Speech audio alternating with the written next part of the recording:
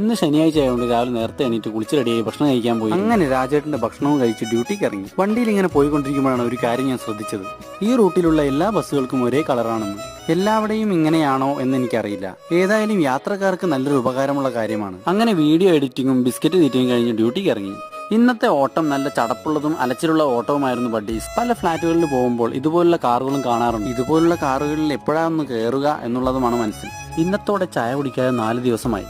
ചായ കുടിക്കണം എന്ന് വിചാരിക്കുന്നുണ്ട്. ചായ കുടിക്കാൻ എത്തുന്നില്ല, കാരണം ഗ്യാപ്പില്ലാത്ത ഓട്ടമായിരുന്നു. പക്ഷേ ചെറിയ ചെറിയ ഓർഡറുകളാണ്. ഇന്നത്തെ ദിവസം നല്ല മഴയുണ്ടായിരുന്നു, പക്ഷെ പെട്ടെന്ന് മഴ നിൽക്കുകയും ചെയ്തു. അങ്ങനെ നേരം ഇരുട്ടി തുടങ്ങി.